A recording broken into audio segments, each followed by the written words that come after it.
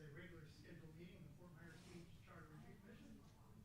They call a meeting to order. All rise for the Pledge of Allegiance. I pledge allegiance to the flag of the United States of America and to the republic for which it stands, one nation, under God, indivisible, with liberty and justice for all. Make sure that. Thank you. Yeah, thanks for that reminder. Those of you who didn't hear our opening, we are now officially called to order. We start down at the my left end of the dais with a roll call. Ed, start with you.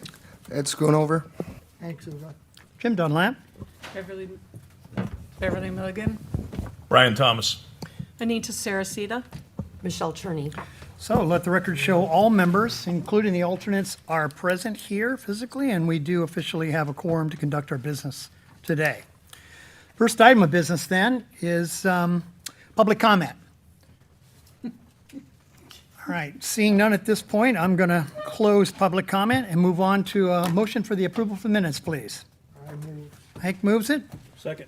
Second by Brian. Any additions, deletions, corrections from anybody? All those in favor, aye? Aye. Motion moves unanimously. Member items, as you recall, at the end of each our meeting, we're going to talk about anything we want to put on the agenda upcoming meeting. And I have CRC member Zuba has asked to talk about, looks like draft ethics inclusion. Okay. Thank you, Mr. Chairman. Uh-huh. In my allotted time. Oh, thank you. I had thought about making a proposal that we include a statement under the issue of council member responsibilities, and the subtext would be the ethics. One of my reasons for being on this charter was to try to urge this to be considered. You may, in looking at my suggestions for those 3 points, feel that this is overkill or that we're doing it already. And I'd like to point out several things. One, that media has had a heyday with our last year here. There have been many crises, and some have been good news and others have been not so good.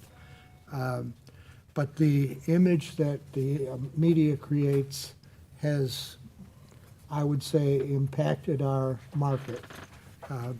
Maybe some of you noticed in last week's news press in the real estate section, there was one sale on this island.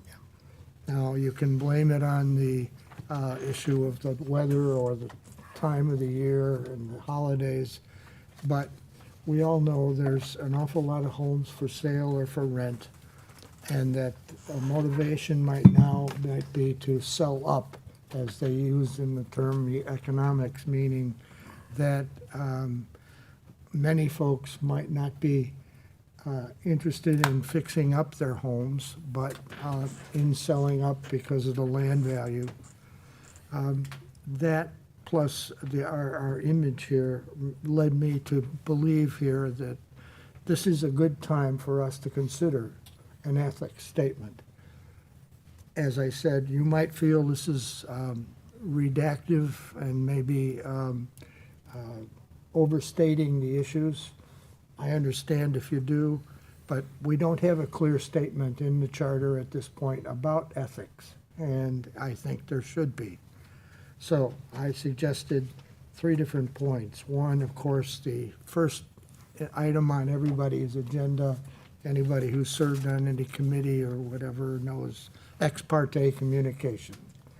We are all asked to disclose any ex parte, meaning any party that has contacted us that might have influence or might have some suggestion or might have some suggestion about a way to vote.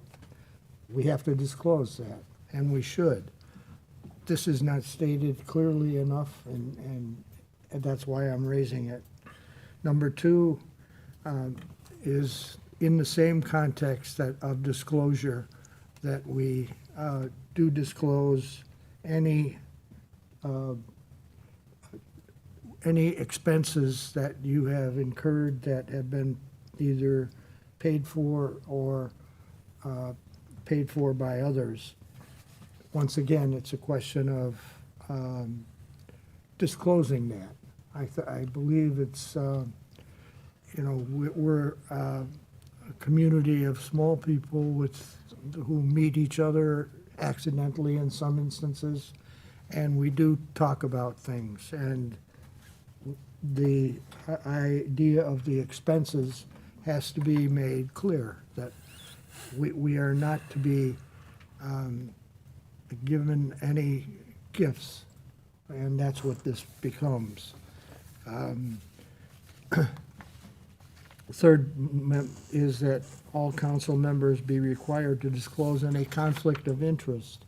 That's the same as other points in both the state statutes as well as our own code of conduct.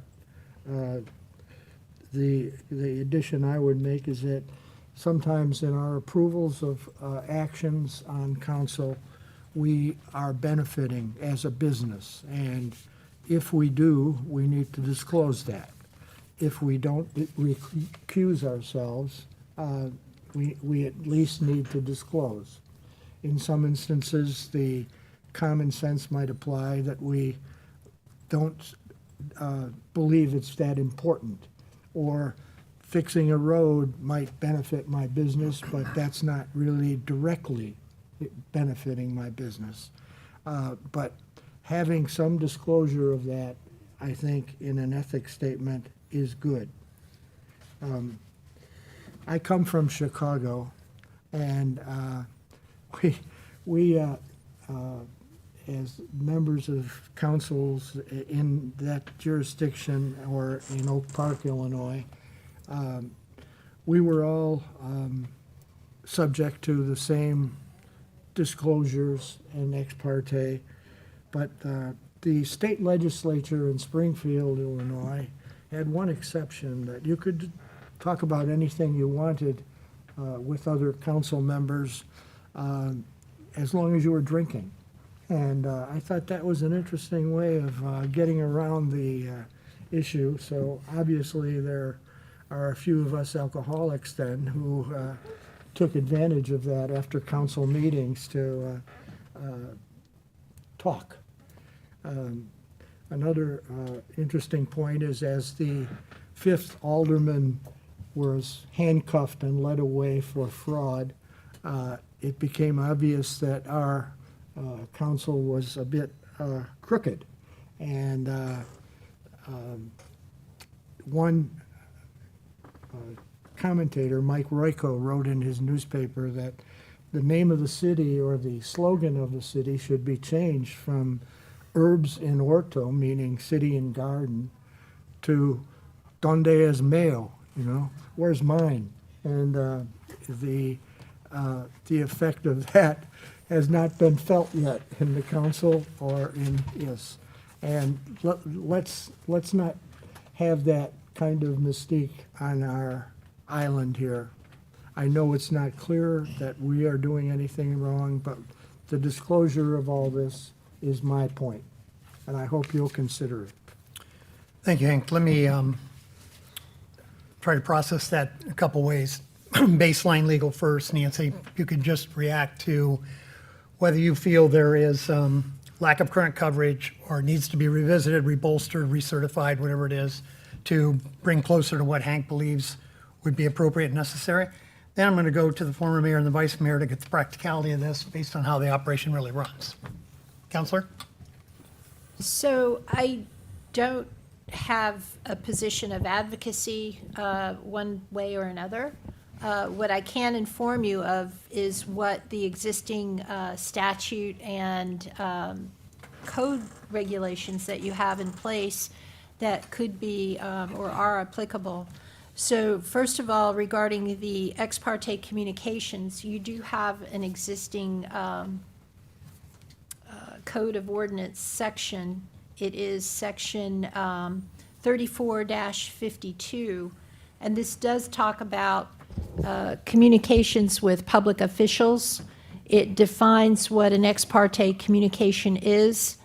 It defines, provides the definition of legislative action, public official, quasi-judicial action, unrestricted communications. That's the definitional side. This particular section of your code, I believe, was included as a result of a court case, oh gosh, many, many years ago, that found that ex parte communications in quasi-judicial actions were prejudicial to a private property owner. And in response, the Florida legislature allowed local governments to create ordinances that would try to remove any kind of cloud of impropriety. And that would be through this disclosure mechanism. And so the town, like other jurisdictions throughout Florida, adopted this ordinance. And if those of you that watch our meetings by the local planning agency as well as the town council, you often hear before we go into a quasi-judicial matter, before we really get to the meat, the heart of the hearing, there will be a request for disclosure of any ex parte communications that may have occurred. And again, that is basically to respect and preserve private property rights so that the private property owner or their representative get a fair hearing, because whatever the decision is made in that quasi-judicial setting is going to have some kind of monetary impact on their private property rights. We oftentimes provide the opportunity to the developer or property owner to ask a little bit more questions. For instance, hypothetically, Amy makes a disclosure that she had a conversation with Jason. And as a property owner, I can say, well, Miss Amy, what did you and Jason talk about? Did you talk about traffic? Did you talk about flood? When did you talk about it? So there is that opportunity to go ahead and inquire more about it. And this does basically remove that cloud of the fact that it may not be proper. I will say that I want to give you the definition of what an ex parte communication is. And this is any direct or indirect communication in any form. Any form, again, could be telephonic, could be documentary, text messages, whether written, verbal, or graphic, thumbs up, right? With the town council or local planning agency by any person outside of a public hearing and not on the record concerning substantive issues in any proposed or pending quasi-judicial action related to administrative appeals, variances, rezoning, special exceptions, or other quasi-judicial action that may take place. Site visits have also been viewed as ex parte documents or communications, because ultimately the example I always use is that maybe there's an issue of whether or not the property is subject to flooding, and you think you're going to go look at the property to bring that information back to the deliberative process, and you go to the wrong address. And you say, yeah, I saw a lot of water in front of that green house. Well, this way the property owner can say, my house is not green, it's blue. So they can have that, so you know that you have the correct information in front of you. So I think that's about all I really would like to say about ex parte, but I'm open to questions. Sure. Let me move on to Anita, if you wouldn't mind opining from both your experience as mayor and certainly sitting on this group, whether or not think the current containment of what we have is sufficient, or? I don't think respond? it's sufficient. Okay. And interestingly enough, Jim, and Nancy, I guess since we're in a public meeting, I can say this, I was going to bring it up at our next LPA meeting. So, the thing that Nancy just said, the the property owner or Nancy could say, oh, by the way, Jim, when you went to that house, did you see whatever? You can ask a follow-up question. But who cannot do that is the public. So the public has no way to know when a council member or an LPA member says, I met with the developer, I met with the London Bay people. Okay, that's your ex parte disclosure. But what did you talk about? How long did you meet with them? When did you meet with them? Did you just meet with them once? That is, the developer knows that, or the property owner knows that, but the public has no idea. And it creates a sense of insecurity and mistrust. Now, back in the day, we decided to allow for ex parte in lieu of what the county does, which the county does not allow. Michelle, I feel like I'm ignoring you. The county does not allow for a county commissioner to speak to any public person or developer about a zoning case. You cannot speak to them. It goes before the county LPA, goes before a hearing examiner, goes before the county commission. That supposedly is the first time they ever hear about it. So when the town became a town, we had to decide, were we going to utilize that same system? And we all agreed, it's a small town. We're gonna see somebody at the grocery store. It's a small town. And part of the community building that we intended to do was those conversations. Now, that was 30 years ago. We didn't have Facebook. We didn't have any kind of the media coverage that we have now, nor did we have the complexity of the cases that we have now. And so consequently, and it's funny because I was just having my Rexanne Hossafras, who used to be on the council with me, and you all probably know her, she was just visiting me, and I just had this conversation with her. I said, you know, half these things wouldn't be such a big deal if they had happened 10, 15 years ago, because you didn't have that instant push of media, whether it's social media or regular media, and the subsequent commentary, which I think is something that is sorely lacking in our disclosures for ex parte now. And I think is something that I think I've said it to Scott before. I think Beach Talk Radio does a great service to this town with their productions. However, I think that there is a huge slippery slope. If Scott goes on and talks about something, or Dan goes on every Sunday, and I've told Dan this too, goes on and you talk about something that maybe leads other council members, or the public for that matter, to think you have formulated an opinion on a project or just in general. It's really difficult. Now, of course, Ed wants to ask those questions, and of course, the public wants to know what you think about something. But in the process of these projects coming forward, the developer or the property owner, they deserve to know that there has not been an opinion formulated. That's the whole idea. They deserve to have that free and clear. So do I think we need to update ex parte? Absolutely. And do I think that putting something in the charter, what an ethics statement, maybe this isn't exactly it, but what an ethics statement in our charter would say to the public and affirm to the public is, this is something that we hold as an important value of our community. These are the standards with which we are going to conduct our business. And I think that's very valuable, Excellent. especially now. Sitting Vice Mayor, any additional comments to that?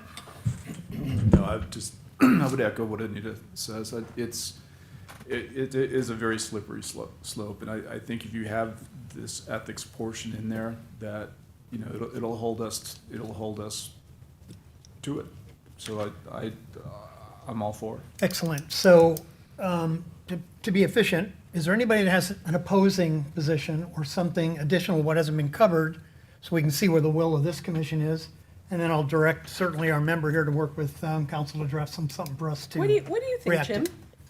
I believe that you can't be enough transparent because there is a responsibility and there's a consequence. And they have to be in harmony all the time with how And you it's very approach, hard. make Very decisions. hard. It is hard. And when one of them gets out of balance, you try to protect it versus bring it back. And that's both human nature and the concerns of the stress of what comes over that. So I applaud Hank for bringing it up. Anita for you endorsing it, Scott in doing it too. Anybody feel this isn't something that we should put in the charter and wants to have an alternative opinion? Can I add a little bit? Can I just finish 1 second to make sure we're on Sure. track together before we do Sure. that? Because you're going to get the final assignment anyway. Anybody else want to comment on where we are that would feel differently or addition to where we have in that as a member? I'm not quite sure about the wording. Yeah. And number 2. We But I will, don't know if we'll we wanna go address there that. yet or not. Yeah. Okay. If we can stay with the concept, the wording does need work, and I know you're fine with that. Yeah. And we need some legal help to make that happen so it can be both understood and enforced, but assume for a minute the concept. Bev? Yeah, I just very quickly, I think that while it may be talked about in other parts and other language in other documents, this is the charter. And I think we have to keep in mind really what needs to be in the charter beyond what is existing as a document as whole. And this is such an important issue that I think it deserves a place in the charter. That's it. Excellent.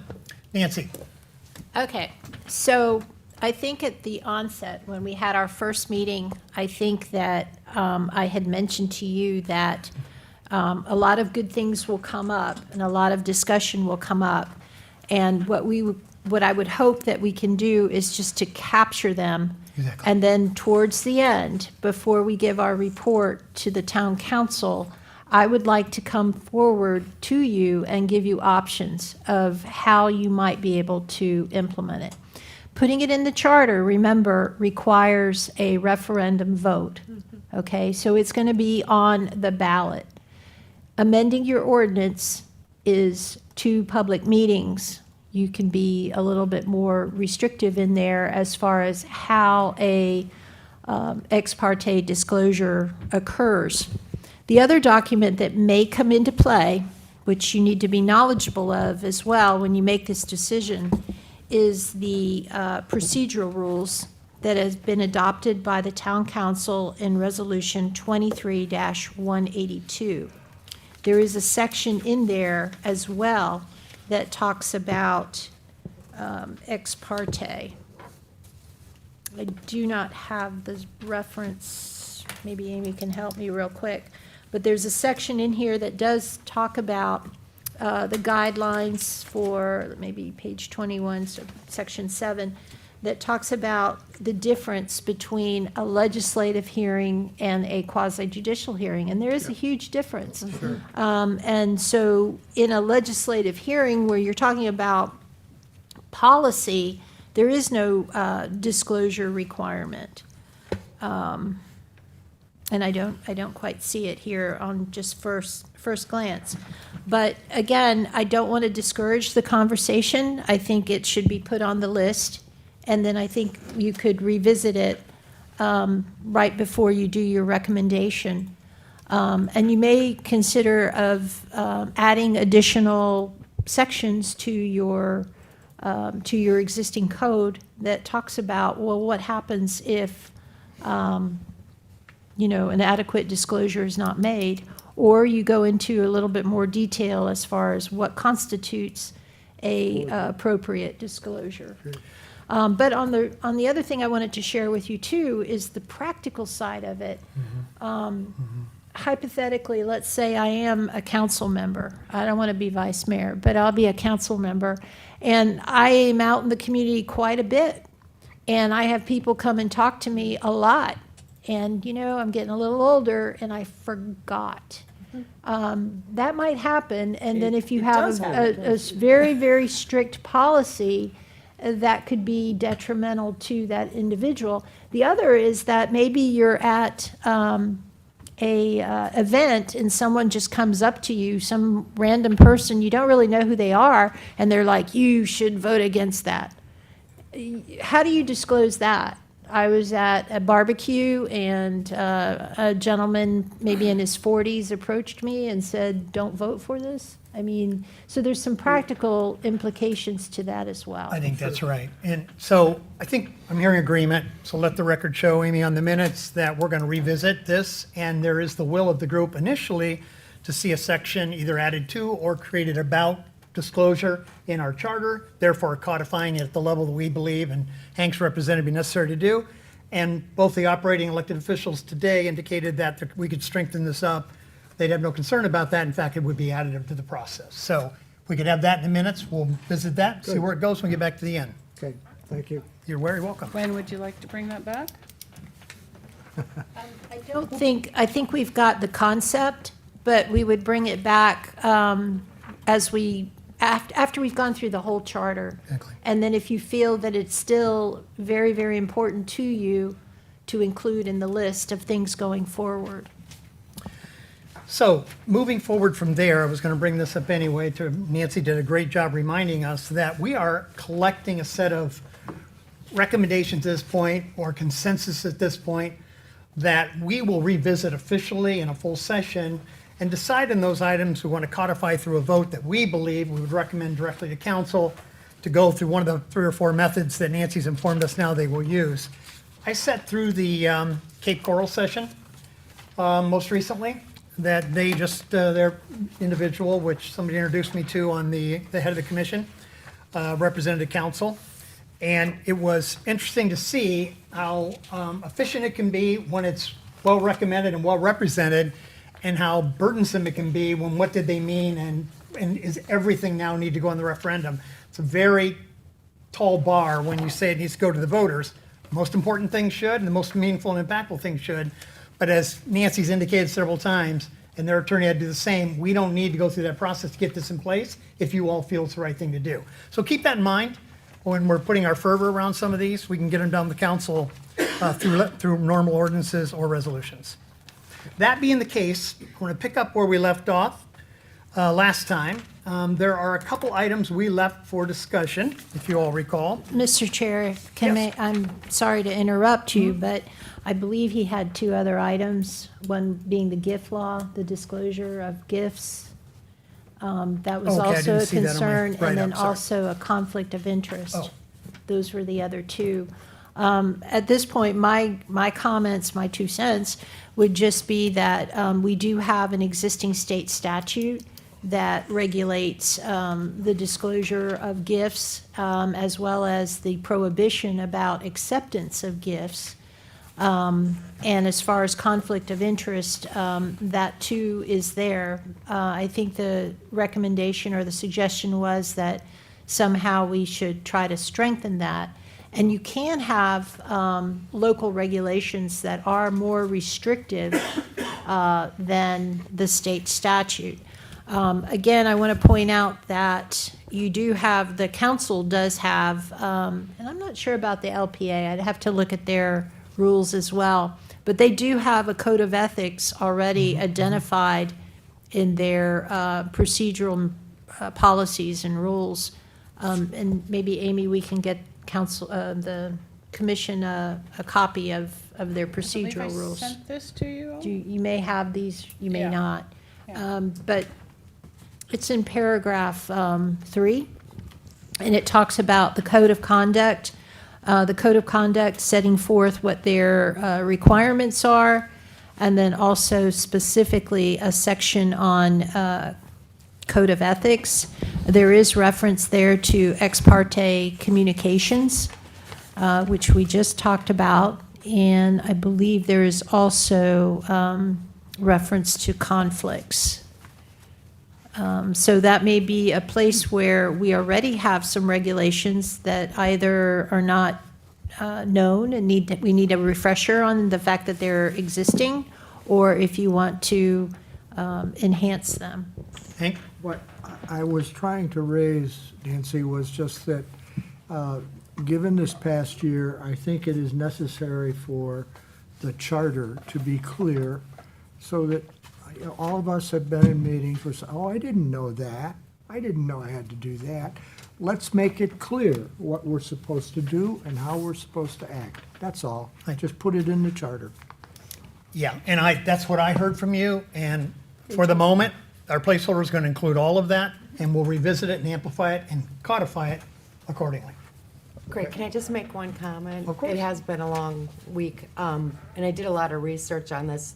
we do need to modernize and strengthen the charter. And if you take a look at Sanibel, Estero, and our other local communities, they do have an ethics provision underneath mayor and council. I pulled one up that I thought was like really clear and stated. Elected officials shall disclose any contractual, financial, or business relationship with any individual or entity that conducts business within the town or that is subject to town regulation, permits, approvals, or operations. When a matter before the council may directly or indirectly affect a relationship, the official shall abstain from voting or participating in any discussions. The town shall adopt procedures to ensure disclosures and recusals are handled consistently. And That there's was a some language from a couple of the other towns. good that I outline for us to bounce our recommendation against. And that is, I have no objection to that if you all wanted to put that in your charter. But I will tell you that I believe state statute already requires that. And I do know that at our meetings, when we do have conflicts, elected officials are required to fill out a Form 8, which I think Amy probably has copies of if you all would like to see what it looks like. So, you know, again, we talked about it at the very beginning, how we have, you know, the Constitution, then we have statutes, then we have local ordinances, then we have policies and guidance. Did I give you the wrong form? Okay. You know, there's different tiers. So you could have something in your charter that talks about ethics. There's no prohibition about that. But then you also have these other tiers that might have a little bit more opportunity to implement. Now, on the other extreme, I will go ahead and mention it. The city of Naples, as well as some other communities, have established their own ethics commission. Everyone else is governed by the state commission on ethics, including me and probably Amy as well. And they have an entire agency created for the enforcement of violations of the ethics code. But it is not, I think they have a few more local ethics commissions on the east coast of the state.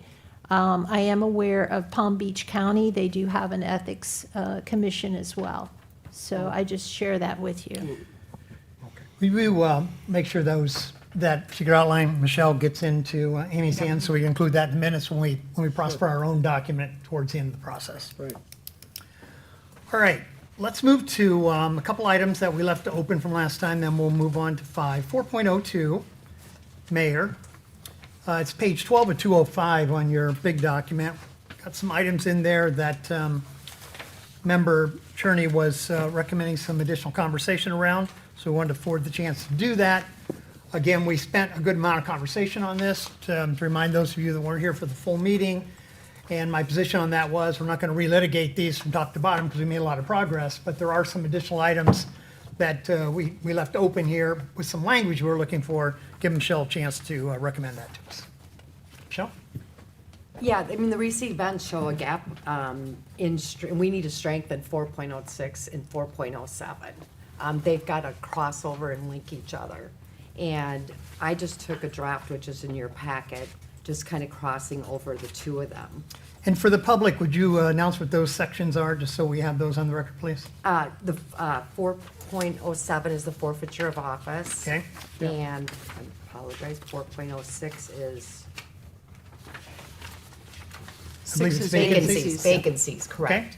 so you're addressing all of that in these recommendations? We actually, in the last meeting, agreed to bring the additional language in on 4.06. Yes. Now what we need to do is connect 4.07 back to the items that we have considered violations. Absolutely agree. Good. And they can be added in and be included, or is there language in 4.07 that you want completely redone? 4.07, I just had some minor modifications that will click back over to 4.06. We already added in, we had to strengthen the violations last time, which did. included death, resignation, Yes, forfeiture of right, office. right. We've already added those in. Excellent. Now, 4.07 basically states if there's violations because of section 4.06, then this is the process. All right, let me get the members a chance to react to any of that before we agree to put that in our initial outline here. So anybody has comments on Michelle's recommendations? I would agree with Michelle. Everybody in the same place? I like the way she thinks. Excellent. Very, All right. very organized Then, speaker. you good with that, Michelle? Good to go? Yes. Okay, great. So we'll make sure and codify in our next set of recommendations. Amy, you've got that? May I ask a question? Of course. So it looks like you are taking out the opportunity to be heard at a hearing? Yeah. Is that accurate, or am I misinterpreting that? Myself? Well, We're- the draft, Oh, Yeah, we Am I took on the out, right- remember the due process conversation? yeah. Okay, So that's where we are. okay. I may have concerns about that as we go forward. And we're But that's going to where- benefit that's from what hearing you those. want. Right, okay. So just to be clear, you want these recommendations added to your next That's discussion? correct. You got it. All right, so let me go to 4.05 on compensation. And Scott, I'm going to call on you here again because you did have a reaction. And I found out that trying to get some of these copies of stuff that I was requesting from the other municipalities that have this in place during the holidays was not an IQ test that I easy, passed. right. But in any event, the issue is this, unless Nancy overrules this. If we don't put a fixed salary for the two categories in the charter, then we will need to put some sort of a process in place by which to recommend compensation adjustments from time to time, which will then need to go to council themselves for adoption. Right. So and I'll give you just a second here to react to this, because that does mean there'll be a conversation about their own pay with them, even though it wouldn't occur until the next regular scheduled election, the whole thing that we talked about last time. There still is that tension that goes with giving yourself a raise Yeah. in the public forum. So before I move any further with bringing that other conversation more detailed into a vote for us or a reaction from us, I want to make sure and get Scott's reaction to any concept that would include that process. Well, as I said in the last meeting, I don't want the council to determine their salary. It's just, there's too much stress in this, especially in this day and age, you know, with Facebook and everything else, Yeah. when, you know, our town's struggling financially and then you give yourself a raise. That's just not good politics. It's not, Welcome to politics. yeah. I am in favor of the Blue Ribbon Committee to get it off of us, but if you're gonna put a salary in there, I think the COLA should stay. That's true. I believe it. I mean, And again, Nancy, I'll go back for process because this was an important moment as I read through the this is other. gonna be your guys' decision. This is just my And recommendation. that's what we're looking for, because you'll have to eat this cooking. Yeah. Was I factual, or is there an alternative to saying if we don't define this, then somebody that defines it for us will need to recommend it and go through ordinance to get it implemented into operating? Okay, so I do want to comment on the ordinance language, the existing language that is in an ordinance. It did come up, I believe, at the last council meeting, possibly when we were talking about appointments and the ability to waive the receipt of any type of salary or benefit. Right. So to back up, I will tell you that in section 2-19 of your current code of ordinances entitled compensation, there is language that says all council members except the mayor shall be paid $1,200 per month. The mayor shall be paid $1,400 per month, period. And that language is outdated, because that language was in effect in your code of ordinances before the change was made to your charter. I will also share with you that I did commit to council that I would bring back, and I'm working with Talisa Oliveira on it, to bring back an ordinance that would allow for the waiver of any type of receipt of payment or other benefits. So I just bring this up as an example that even though you have this charter language, you do have the ability in your ordinances to be more specific and to provide more guidance, administration of that compensation.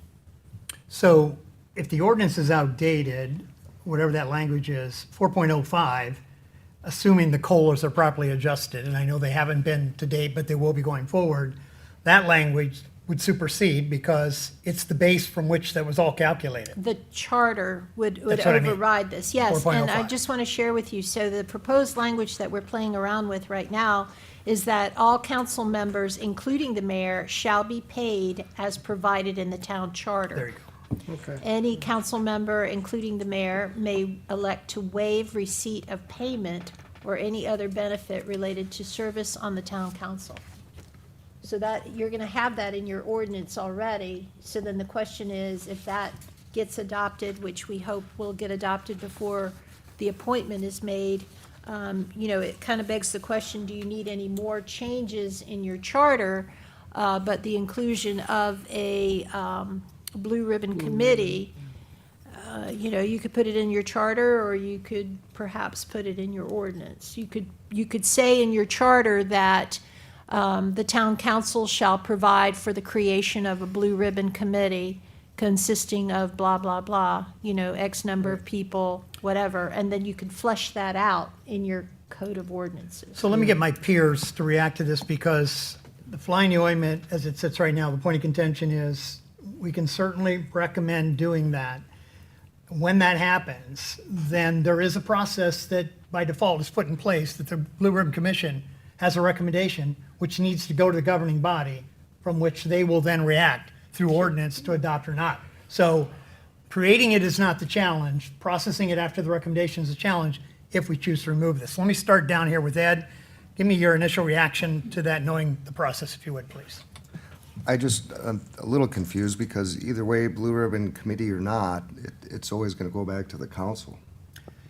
If it's in the charter, and we therefore codify the charter, which the referendum did, if you saw, we have our markup in there, that's their fixed salary. They don't have to deal with it except for COLA, and that comes automatic.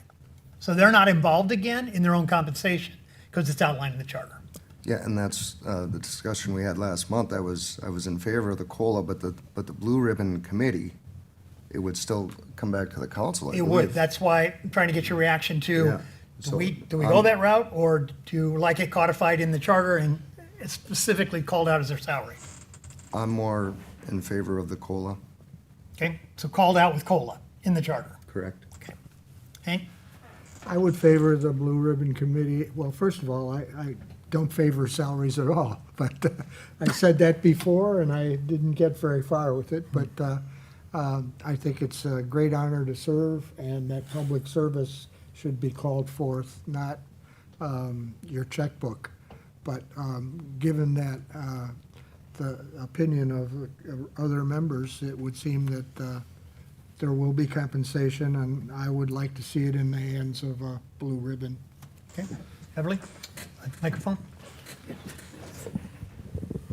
I think I'd like to see the blue ribbon. Okay. Thank you, Brian. Yeah, I'd also be in favor of the blue ribbon. Okay.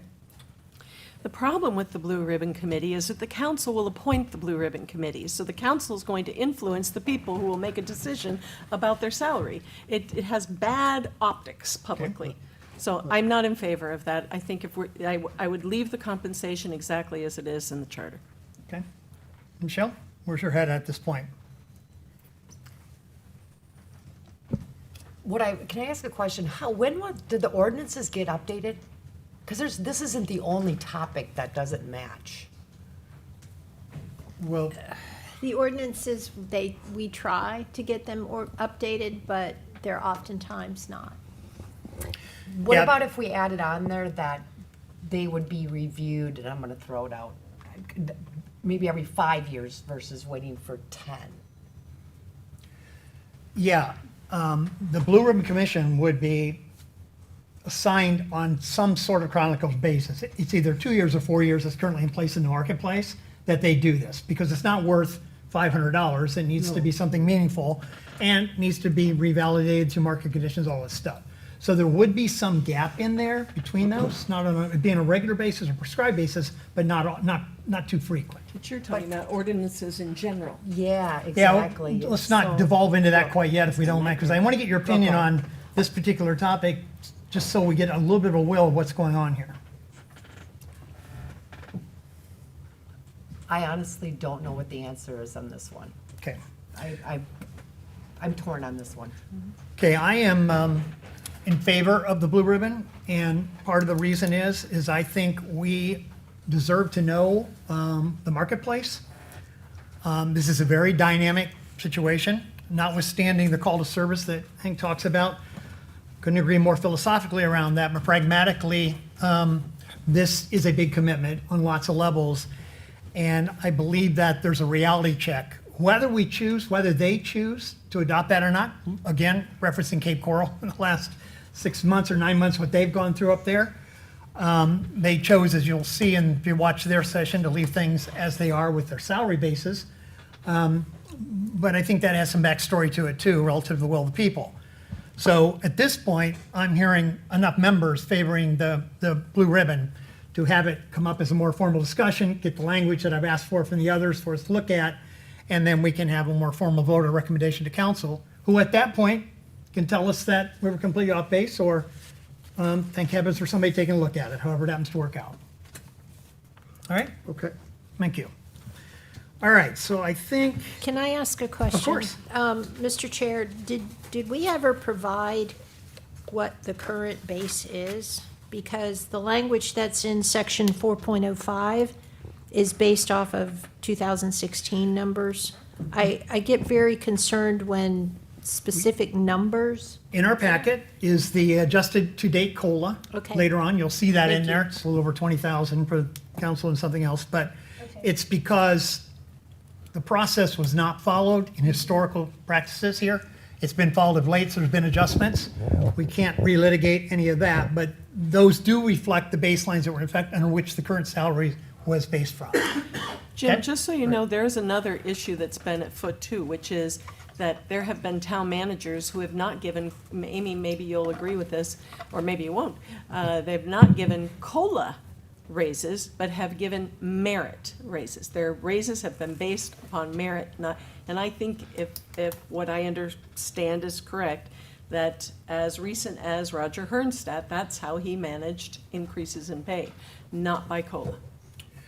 I have met with the current town manager and the HR director, so they are implementing both of those and are normal and professional practices that I think we're all pretty used to. And the HR individual did a great job of showing me what the extrapolation would be with the COLAs going forward and all that, and that is in your packet. And for those in the public, the whole write-up that she did is in there and compares, at least at that moment in time, some of the other peer group salaries of mayors and council people. So I think that was cleaned up, Anita, thank heavens, and I think Will and his team are doing it the right way.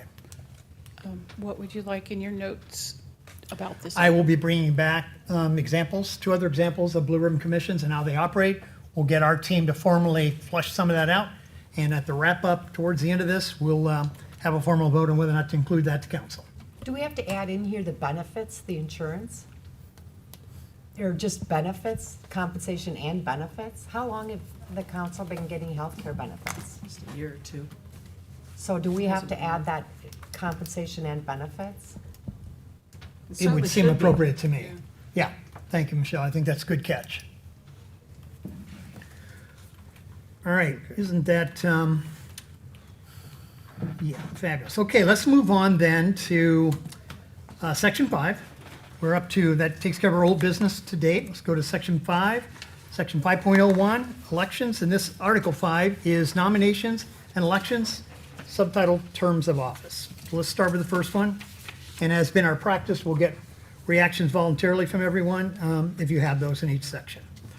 The regular election of the members of the town council shall be held on the first Tuesday after the first Monday in November, as to coincide with federal and state election dates, or as otherwise provided by general law.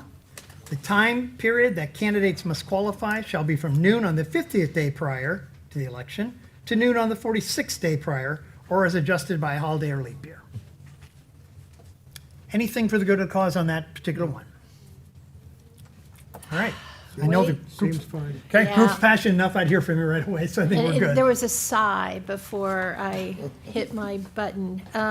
So we did have a little bit of an issue regarding the qualification period, if you recall, in view of the recent recall. there is no place that we could find what the qualification period would be required to be. Ultimately, the supervisor of election did ask council. Council refused to, or did not provide them with a qualification period for a recall election.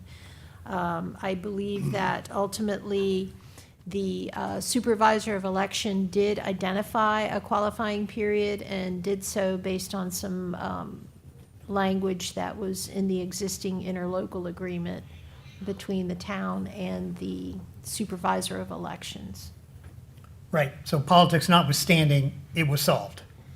Well, and I believe the supervisor of elections office, it's somewhere in that 70 days now to get on ballot. So the 50 days to 46 days doesn't apply any longer. No? Oh, so we're overridden by that then? Excellent. We no longer hold our own qualifying here. The supervisor election does the So election we'll for us. strike that last sentence and include one that says, as per supervisor election, something along those lines you guys could craft, so that we're consistent with what we're required to do anyway? Or we could be more specific in our interlocal agreement with our supervisor of elections. I don't know that it needs to be in the charter per se, or it could be perhaps in an ordinance as well.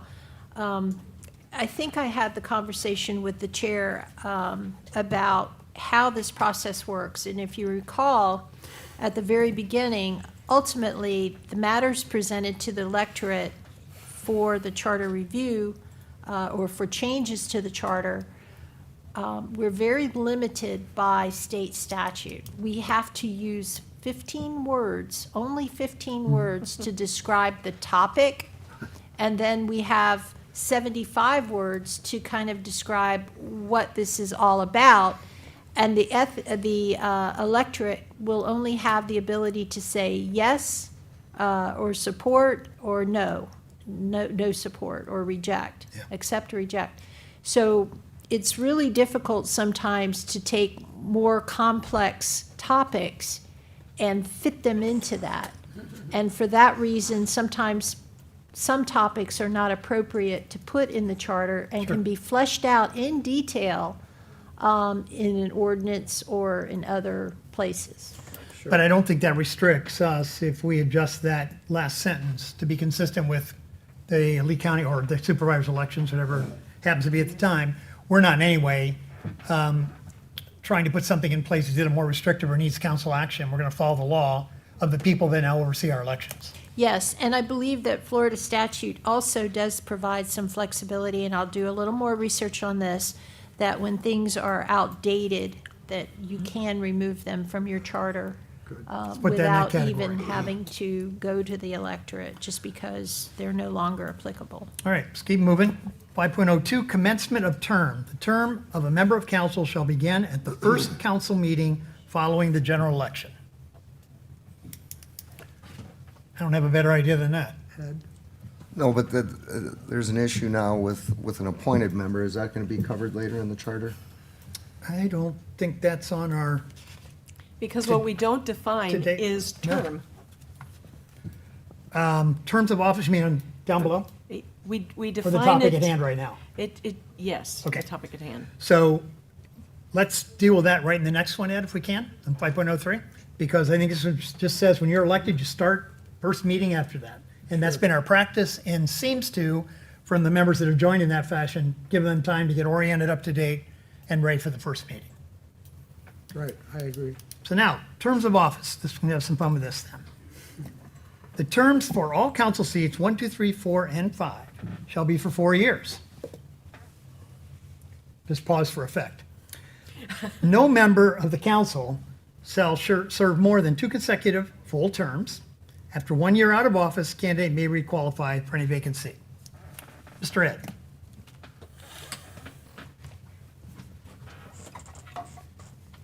Did you want me to comment on the You terms had of a office? question about, is that clear enough to define terms of office, dealing with the situation we're in at this particular Well, point?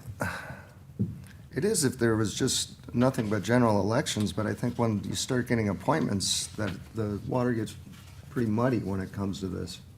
I believe in our charter somewhere, it says that the appointed council person would serve until the next election, and then at that time. That's correct. That's exactly They would right. have to determine if it would be again for 4 years or to fill out the rest of the I don't term. want the term, yeah. So a couple things, we did get a legal opinion on that on Monday, and Nancy can go through that for you in more detail if you weren't watching that real time. But something else that, Scott wanted to speak. oh, I'm sorry. Yes, thank you. So we went over this, obviously yesterday, and there was a question that we wanted to kick back to you guys, is that appointment, is it to the next election, or would it be better, like in other towns, you're just taking that person's seat, so you fill out the rest of his term? So the one thing that we were talking about is if Dan or I, something happens to us this year, there'll be 4 seats up. If something happens to both of us, all 5 seats will come up. Is that what we want, or do we want the person that we appoint to fill out the person's term? And certainly, there's other scenarios we can create, like what if it's a week before the next election, and all that kind of stuff we should chat about here, which is why I'm glad you're bringing it up. I did read some other charters as part of the role in doing this, and there is some consistency in how they try to deal with at least the first thing, and that was, do you serve out the term? Serve out the- It specifically says in these other 2 charters, 24 months or less, you serve out the term. More than that, you flip to the next general election, and therefore it's codified by the voters. So that's an alternative that I saw in 2 of them that's been working for them in both real practice and conceptually. So I throw that out for some reaction, because we include language like that, and it clears up a whole bunch of what they're dealing with right now. Right, What do you guys think about that? I agree with that. Okay? I too agree with that. Yeah, I like the idea. So that doesn't include an appointment It period? does not. Yes, I would agree with that. Great. Ed? Well, I might lose all day, but I don't agree with that. Go ahead with what you would like to see in Luke's. I think that it should be until the next election for an appointed position. I think it's very important that the person that sits on the council is chosen by the voters of the community. Yeah, and I don't think we're suggesting at this point anything other than elected, right? It's If between tw- elections. It's between elections is the issue, if somebody's appointed. So you're suggesting if it's 5 days before the next election, they should run? Well, I think if it was 5 days, they wouldn't appoint somebody. You Well, know. true, but nobody would be running yet either. So what I'm trying to do is say, is there a chronological boundary we can put on that gives us some cover for those scenarios? I agree, we can create any environment we want with this. But is there some chronological period we can say, if it's this far to the next election, say a week, 10 days, a month, 6 weeks, pick whatever you want, then they will serve out the remaining term. Or if it's not 24 months or less and they start with that, they serve out the remaining term, if that was clear at all. Yeah, I understand what you're saying, but I still maintain that whoever sits on the council should be elected by the voters. Sure. So As there much as shouldn't be any possible. appointments? Well, there should be appointments, but until the next election. So if I I can agree. draw everyone's attention back to section 4.08, that is where the term of the said appointment shall be effective until a successor is chosen at the next regular election. So that language is there. Seems to And that is address that currently being issue. enforced in our current practice. Yes. I think historically that's been, Scott, is. you agree, yeah. You just serve until the next election, and then someone is elected, and then it is a full term going back to the 5.03, unless you all have a recommendation to So change that would that. protect what Ed's concerned about, clearly what we all care about, having the voters behind the people that are making the decisions on their behalf. So if it says the next election, we mean the next election. Regardless of time of appointment or condition or certain circumstances, it's the next election Yeah, So in the case that we have right now, it means November. of 26, yes, Yes. this year. Yes, but then the real question is, in November, is seat, what was Jim's seat, 4? So in November, does seat 4 get filled for 4 years or 2 years? Right. See, and that's where I think it has to be defined in the I charter. agree. That, because we want to stay on the same rotational basis that the charter already outlines. So I don't know if. So I have a question. So let's say somebody resigns in December of this year. The next election wouldn't be for 4 more years. 2 more years. Yeah. So that next election, we just wouldn't create an election in November of '27. We'd wait till November of '28. That's Is right. that correct? That's a good point, yeah. And that did happen when John Mulholland died. Yeah. Terry Kane served for quite a while, I think 3 years. Or 2 years, something, yeah, it was a while. So Ed's question is, what are they running for? The remainder of that term or a regularly elected 4-year council person? So Nancy, you had to go public on this on Monday, so Did. give us some context and rationale, because you did rule on this.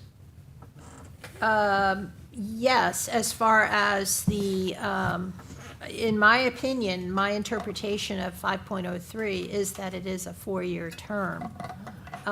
The other, I think where I would like to see perhaps some clarification or recommendation from the commission would be on 4.08. Because there, it does talk about the governor appointing an interim council if additional council members are unable to continue to serve. What I do not see is that the opportunity or the option to have a special election, that you might want to do that as well. So before we get to that, I want to finish the other topic up and make sure that we are aligned around it. The concern that was raised appropriately by Ed was staggered elections. We certainly have those So that today, language is 2-3, 3-2. Nancy's position under the current charter, so one we're talking about, just for an example, was that what would change if I'm we sorry. let the 4-year term for appointed run for what office you're running for 4 years, like the situation now. The only difference would be is your 3-2 would become, or your 2-3 would become 3-2. It's still staggered, it's still every other one. You just got a different seat that's up in this particular category than the one would have been up in 2 years. I agree with Ed. That was my first thought. You know, the electorate should not have to wait 3 and a few years in order to elect somebody that they want in that spot. I agree with you. The concern is the staggering. So what happens, you know, if somebody else goes and it's now 4-1? How do we protect the 3-2-2-3? And that is what Ed's raising too. So that's why I'm thinking that it could be a special election. Now, if you look at 4.08, which Amy has pointed out to me, there is reference there to a special election that could be held, but there is some qualifiers on that. In the event that a majority of the members are removed, the governor shall appoint the council. You may want to open that up and just have the ability to have a special election without having the governor having to intervene in the instance that you have a majority of the members being removed. And I think if we want, as we all do, the will of the people to be most currently connected to the people sitting in these seats, we should afford them an opportunity by a special election to fill, so we have to keep our staggered and to keep the most concurrently supported folks in office. Somebody can let me know what they think the challenges would be of the special election or the logistics, but it seems like the right way to involve the electorate. The biggest challenge is money. Well, understood. Amy, There's a do you price want to anything to we choose. do you want to comment on the budgetary impact of it? I'd say the recall election we just had cost just a little over 17,000. 17,000. 17,000, because we were not on a ballot for any reason other than that. So if there were a special election to fill the term left, the balance of the term left by Jim's departure in November, when there's already an election, would there not be any additional charge for The that? cost would be different because we're already scheduled to go on that ballot with the 2 seats. Now we're going to have 3 seats on it. But then the question is, do we have any authority to have a special election for this? That's what I'm suggesting, that perhaps you put into 4.08. Yes, but that would have to be on the referendum in November, so it wouldn't help us out of our current fix. No, it would not, your current. Oh, yeah, But if that's- it happens down under the the current road, charter. you already have addressed how it would be resolved. It's a Or good could- example could for be stimulation, resolved. but it's not correctable with our current process. I Yeah. think you need to look at how do we prevent a 4-1 staggering. Exactly. Yeah. You do not want that. No, we don't. Well, can't we put language that says if a resignation or other vacancy creates a situation where we no longer have our 3-2 staggered, that seat most recently vacated would be put out for a special election and therefore get it for the remaining of the term of that seat, so we protected the 3-2 splits? Let me throw something out. I was gonna put the recommendation, currently, our seat numbers go by alphabetical order. And that's not really what the other areas do. That means They- Adderholt's number 4, huh? Well, Right. you actually, Nice try. it's determined by the number of votes In the election. in the Yeah, right. election Right. process. So, seat 1 would have the most votes, 2, and then you stagger them that way. If we went to that model and we had a resignation, could we not extend somebody's term so that the replacement one would come up for the next election? Or it would clear up the question of the balance of a term. So right now, we'd be saying, if you're running in November and you declare for seat 4, you're running for seat 4 has 2 years left. And so that kind of goes back to, I want to direct you, thank you for bringing that up. It's in section 4.01, paren B, where the designation is by seats. But oftentimes, when you have seats designated, it's because there are district elections and not at large. And that can get a little bit more confusing. I'm going to defer to Amy for more historical, how this has been handled. Well, and it is super confusing the way it is. It is, because yes. The seats, like, coming up in this coming March, or November, sorry, will be seats 1, 2, and now 4. And those 3 seats, A, B, and C candidate run, and that's the last name, the initial of the last name. When they win that, A would get into seat 1, B would get into seat 2, and C person would get into seat 4. Regardless of how many votes they got. Regardless of how many votes they got. But that's not what the people didn't vote because you're Amy and you get on first. I go on second because if we both go on, that's not what the people vote for. Going alphabetically, in my opinion, is not fair to the voters. Tell me what the value and the purpose is with the numerical designations at all. They're at-large elections. My understanding is it's strictly to get the staggered, so you have the 3-2 moving. We can do that other ways, though. You can. Your term is, this is Correct. your name, this is your term. Yeah, exactly. And that's why I was trying to defer over that versus alphabetically order. Go with what the voters asked, the vote, total vote. We're So- working really hard to work around these numbers. I guess I'm just asking the team, if they're not there, don't we clean up the approach and then do the staggering that we're starting to suggest around here and have all that go away so nobody has to figure out both what seat number they're voting for, which one they're running for, and what it matters which one you get. I'm confused.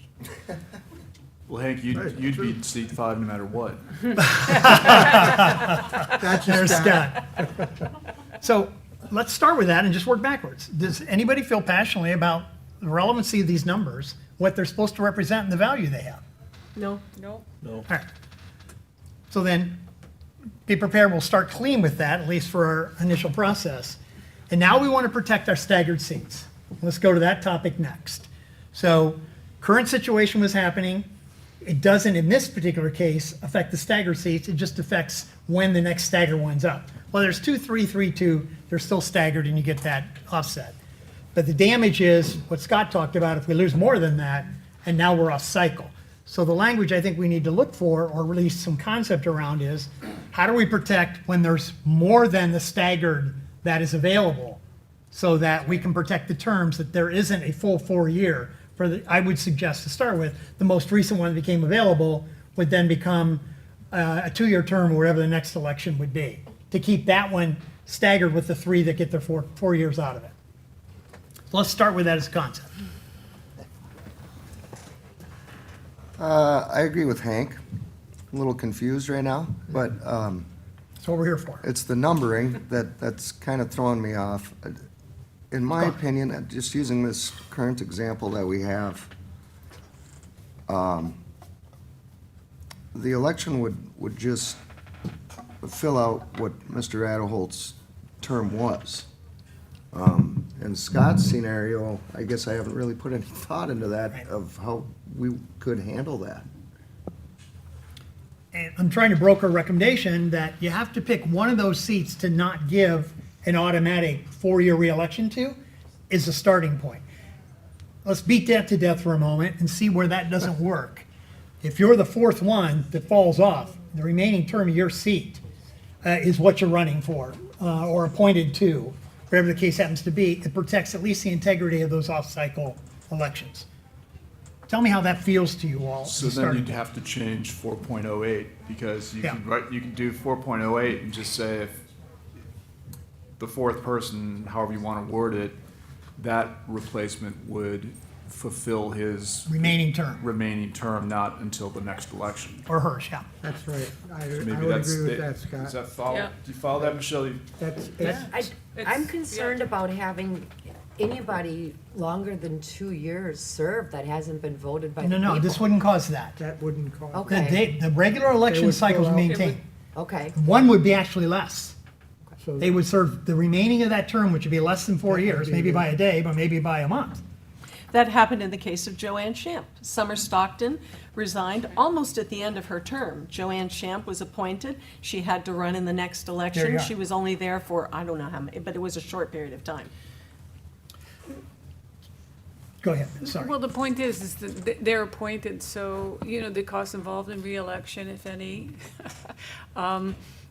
That's gonna happen anyway if you want to run. Again, there's some cachet with getting appointed, and that is you get to say reelect on your campaign signs. That's a benefit. So, you know, if you were gonna have to run anyway Of course. at some point to get on the council, so it's a wash. But do we have, thank you, do we have any disagreement with at least the concept here that that happens, that dislodges the staggering of our 3-2? That most recent appointment or their opening would be for the appointed to, remainder of and the for the term. remainder of the term, would have to run for the remainder of that term, not the full year term that's normally afforded I candidates. agree completely with that. I think, Nancy, I disagreed with what you said, that it starts a new term.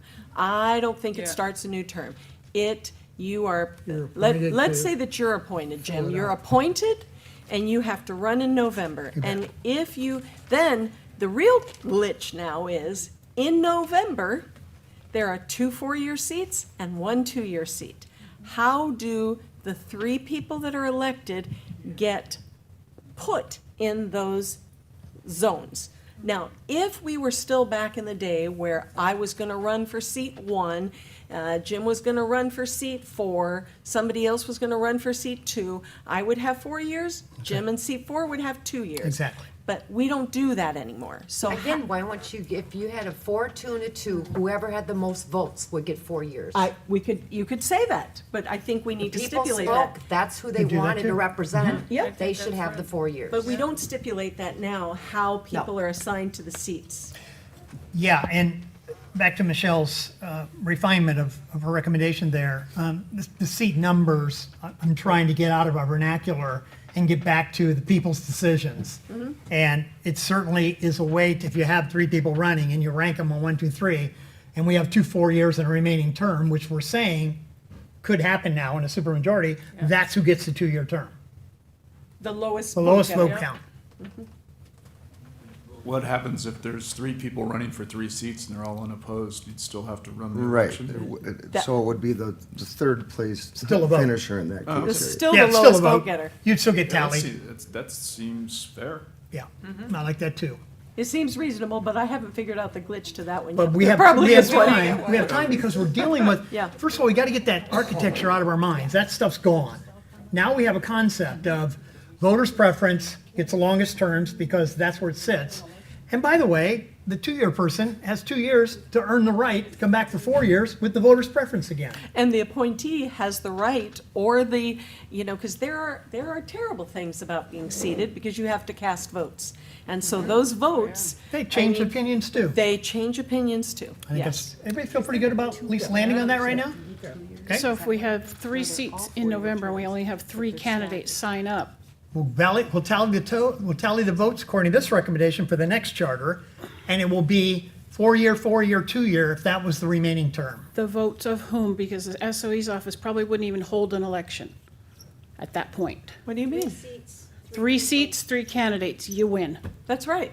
But then the town assigns, the town would But we don't assign- have a number of votes because we didn't hold that election then. What do you mean you don't have it? You can look on LIPA, and, I mean, on You run Lee on a- Elect, when you and it run tells on you. You run who- unopposed. We had that happen with Alan Mandel and Joe Kaczynski, I believe. Yes, that's right. There were was, unopposed. there was 2 seats, 2 candidates, no election held because they were unopposed. Oh, so if 3 people and that's a good point. You wouldn't have We any have 3 votes. seats coming up in November. If we only Okay. get 3 candidates, Okay. they will not hold an election for that. Then I'm gonna throw it out, then we could put other conditions, for example, longest year residency. Yeah, I think Or it should, put another trigger behind It's it gotta be then. something. God's sake. I'm just, Damn it. I Jim know. Adams. It's gotta be the so people. good. But again, then, if we go back to a prior recommendation here, that the most recent one with the least remaining term, that's the limit that they run for. I don't see a problem with that at all personally, because you knew who you were being appointed to, you knew the Right. term that was left, you're running for that remaining term, and then work your whatever to deserve the full amount. yeah. And doesn't that, I think it would default to that, I think, under that excuse me. condition. Under that condition, I think it would default to that. Let's the So will of let's the use people a affected. real-life example, since you've put your name in. The real-life example is, John runs. Hold on, I don't think we've sent out applications yet, so nobody, Okay, well, everybody's he spoke at eligible. Monday's meeting. Oh, they It's are. public. Okay. Okay.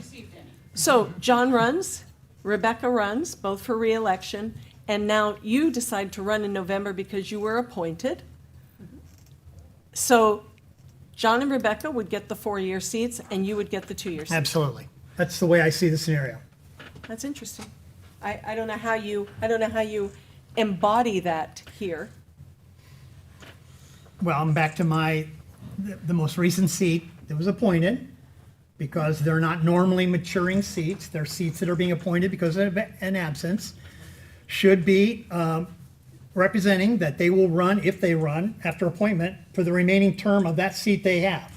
And what if they change their mind sometime between the time they're appointed to the time the election? Well, Scott changed his mind.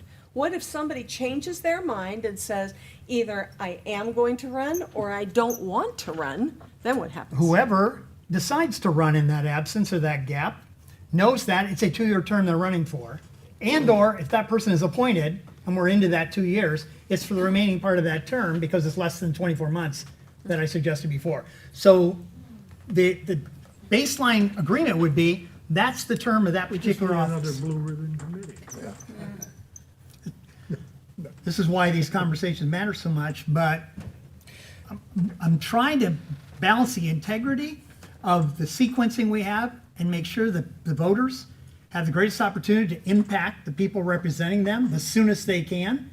And the other reason I think that's a good suggestion with you running for that particular term is because you'll have a body of work then that you don't have today by which they can predicate additional opinions about you on.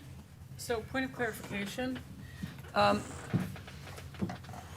are we staying with what Michelle had suggests, the 2-year, somebody with the lowest amount of votes is gonna run again in 2 years? No, because if or it's are 3 we for 3, you abandoning won't know that. That's gone.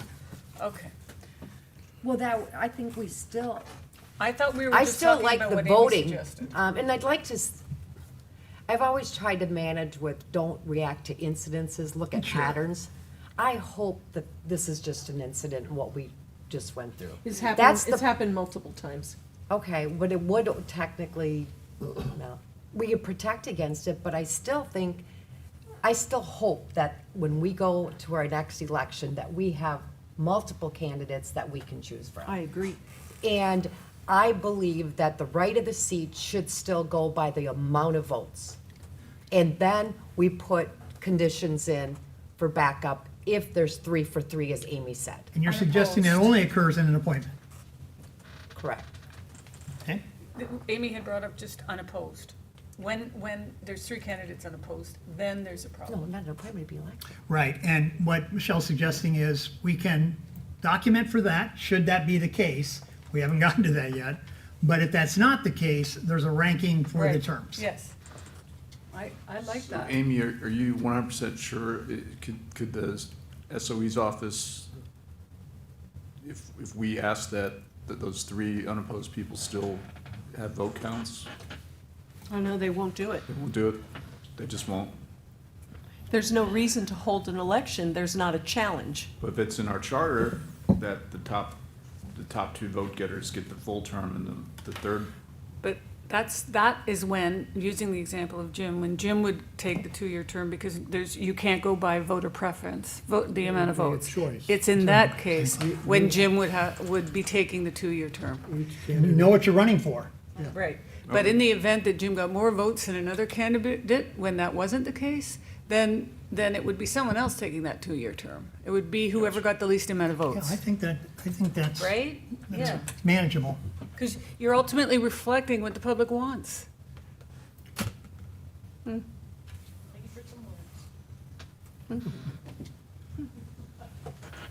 What do you Who's on first? Yeah, well, if I understand correctly, the conversation at hand is eliminate the seat numbering, Yep. Adds no value to my mind at this point. Haven't heard an argument yet. correct? Maintain the staggered terms. Yes. And then in the event of a situation where someone doesn't complete their term, the appointed person would fill out that term. Well, the appointed person has to the next election. The conversation is, how long are they running for? Got it. So you're suggesting in that example, they wouldn't complete the term of that seat, they would just be in that seat until the next Until election. the next election. And then when that election comes, what they're running for is the expiration of that term as it was originally designated. Isn't that what you said? I mean, are you essentially saying then whoever the candidates are in November would have to declare which Seat, seat that they're running for? yeah. The 2-year or the 4-year term is what But you're. what if No, 3 no, people say I want the 4-year No, term? that's and- not what we're, Okay. no, No, but yeah, sure. Can I start?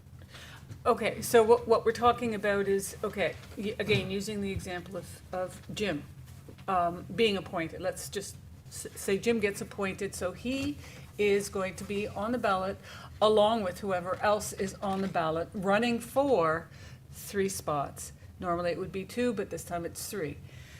We know that one of the spots will be for 2 years in this instance, but, okay?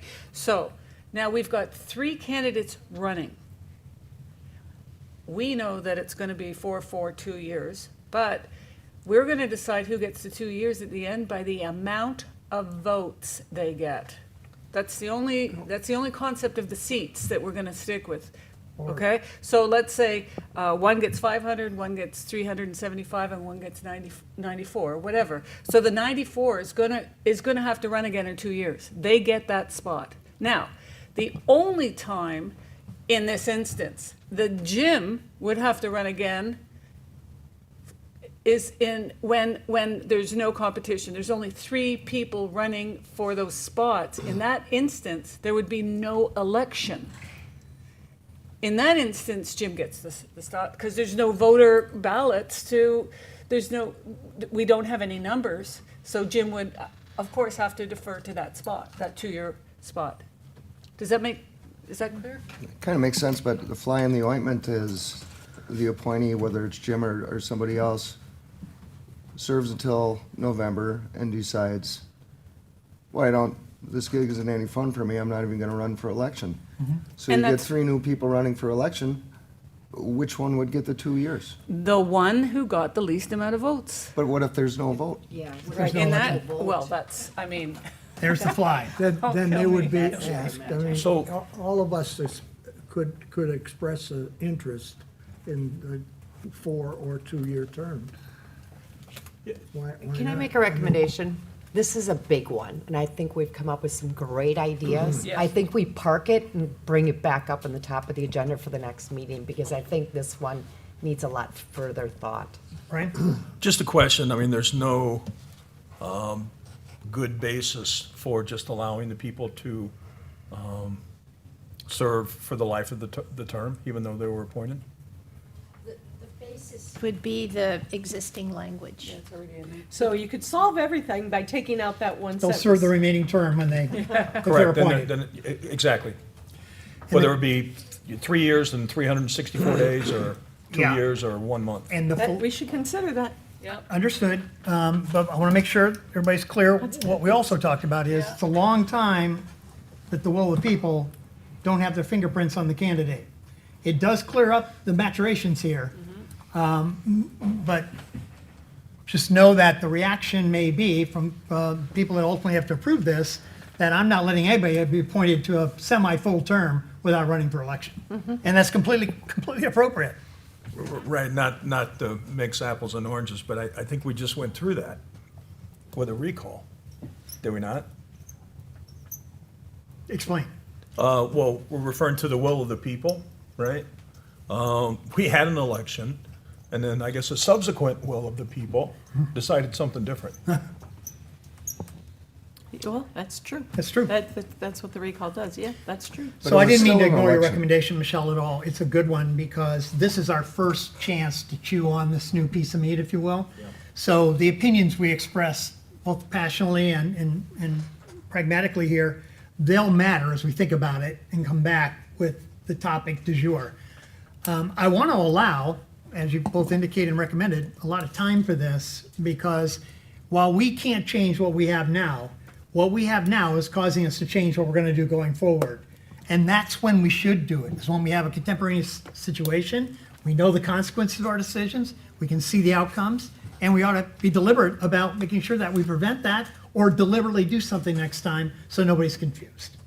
So I'm going to park that unless there's another opinion Yeah, somebody wants just to get on before- for a processing. I do. Just before it's parked, I'd like to get an answer of what the town would have to do to call a special election. I mean, if you could bring that back when we leave the parking spot, that's fine too. Okay. I, And can you also verify about the 3 for 3 only whether or not there's flexibility? And I know SOE can tell you that. Because if you have 4 running and 1 drops out, now you have 3 for 3. So they still have the election because it was scheduled. So let's just codify that if we can with the SOE and Yeah. make sure we And if know. one dropped out, if the ballot was already printed, that person would still be on the They ballot and would they'd still get have an votes. election. There we are. Yes. All right, thank you very much. That is why we're together. And I think the chemistry was good. about Clear getting as mud. And so is the document we're working from. But so didn't we fine. all agree that the vacancy does not create a new 4-year term? Does not. I think everybody, well, we'll come back with our, but clearly I think it's So the if case. Can we that tell is- Nancy she was wrong? well, it's okay, it's fine. So then what we would do in section 5.03, we Yes. would say that, that it doesn't, I think we'd have to amend it there because Oh, yeah, yeah, yeah. that's where, Yeah, I think any that's what I'm partial. working from. Yeah, By pronoun- okay, okay. all right, I got it. Let's do a hopefully less controversial one. 5.06, I don't know what happened to 4 and 5, but we'll assume that they were unelected. Nonpartisan, yeah. Not all elections for officers of the town, Correct. for officers of the town, shall be conducted on a nonpartisan basis without any designation of political party affiliation. Amen. Shall I move on quickly? Yeah. Yeah. 5.07, multiple candidates. In the event that more candidates qualify for election than there are open seats, those candidates shall participate in the regular election, and the candidate or candidates receiving the most votes cast shall be elected to the open seats. Context here, obviously, if I read these other charters and what went through before, sometimes you have runoffs they're expensive, they're contentious and all Yeah. that stuff. So here we're just going through top three, you win, away we go. We have That was our brilliant back in the day. Madam Former Mayor, of getting that in. I think that solves a lot of confusion. It was night. Anybody feel differently? Nope. You know, to the original council, only one person was elected to the outright in the first election. It was Ted. Ted Fitzsimons was elected, and the other 4 seats all went into recall elections. Not recall, no. into Runoffs. runoffs. Yeah. No. 5.08, recall. The qualified electors of the municipality shall have the power to recall and to remove any elected official of the town as prescribed by general law. Well, we know that works. Yes. Okay? Yep. 5.09, we'll need a little history on this from you, Anita, here in a minute. Oh, Lord. Town Canvassing Board. The Town Canvassing Board shall be composed of a town council member, selected by town council, who is not a candidate for reelection, town manager, and the town clerk, who shall act as the chairperson. At the close of the polls on any town election, or as soon thereafter as practical, the canvassing board shall meet at a time and a place designated by the chair and shall proceed to publicly canvass the vote as shown by the returns then on file in the office of the supervisor's election. The board shall prepare and sign elections. The board shall prepare and sign a certificate containing the total number of votes cast for each person or other measure voted on. The certificate shall be placed on file with the town clerk. I'm asking you here for some history in a second. I can tell you again, looking at the other charters that I've been doing in between these meetings and watching that, and even looking at the last election, and I don't know if it's in the spirit of our friendly relationship with Lee County at the time or not, but there was an overwhelming vote by the populace to do this locally versus many of the other municipalities have this done by the supervisor's election, certifying the election, and sending us back for adoption. Anita? This has always worked for us, and I have never served on the canvassing board. Amy would be the better person to give you history on this, because I know she's done it multiple times. Well, and since we've entered into the interlocal with the county, Yep. we do not act in this fashion any longer. The county gets the canvassing board. Even and though. Acts our- as the canvassing. So board. does We the interlocal- show up at the county supervisor of elections office that night, and they look at us like, why are you here? So Nancy, let me ask, our charter says something contrary. So does the interlocal agreement supersede the charter? No, it doesn't really, it's not really contrary, and this is where the wordsmithing becomes very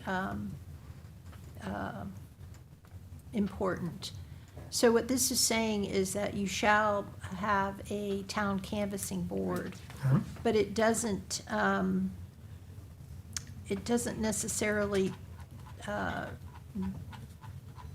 prohibit the interlocal agreement and providing for an alternative canvassing board.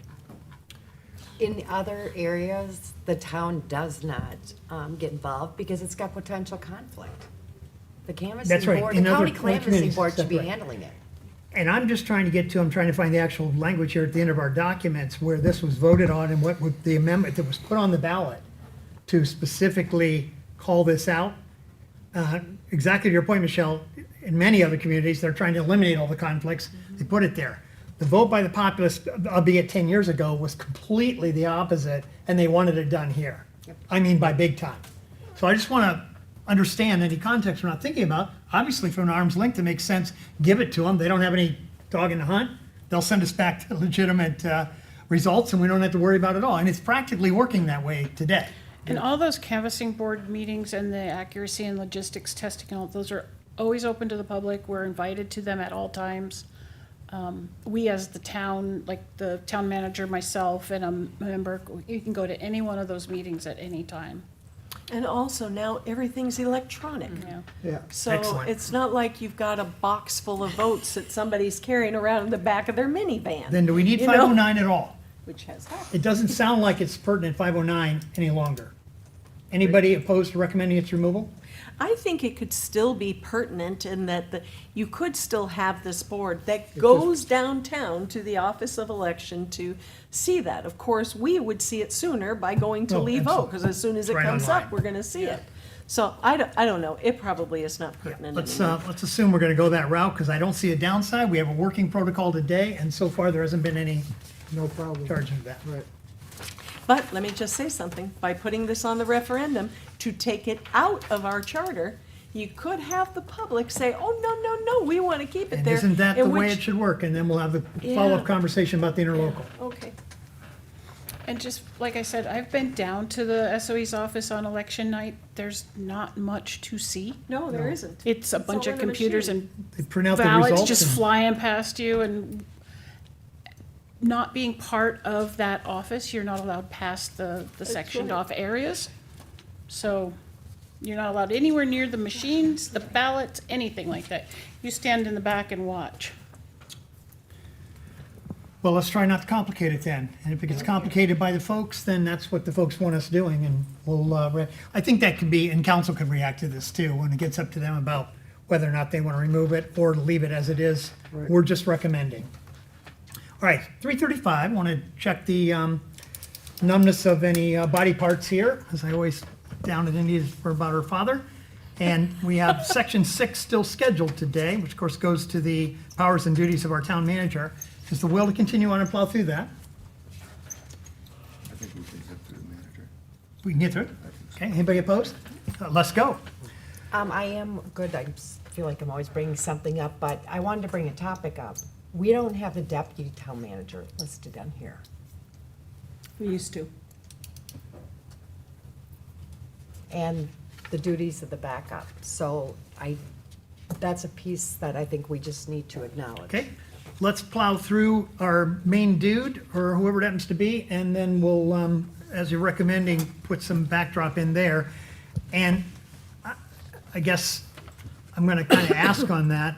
I think I need a little more background, perhaps from Will or the assistant today, to make sure that we don't develop something that's not harmonious, efficient, or productive from what is working. So I think I owe you some feedback on how it's set up today, so we can just modify it if we need to, just so we're not superseding, because I haven't talked to him myself about that at all. So, you okay with that, Michelle? I'm gonna find out what they recommend and bring it back. We can react to that, so it's a real working solution. You good with that? Yep. Okay. Article 6, Town Manager, Section 6.01, Appointment and Qualifications. The council shall appoint a town manager. The town manager shall be appointed primarily on the basis of executive and administrative qualifications. I think the word primarily is so weird in there. It's like, mostly you should judge him on his abilities. So shall be appointed on the basis. How's that sound? It's a nice catch. Scott, you've been through this. Is there anything there that causes you any heartburn about how it's currently set up in the process you just went through a couple times? I actually think it's a good process. Okay. Yeah, I think we found by knock on wood, so far so good. I think we chose the right person. Okay, well, check with you on 6.02 because you went through process. this too.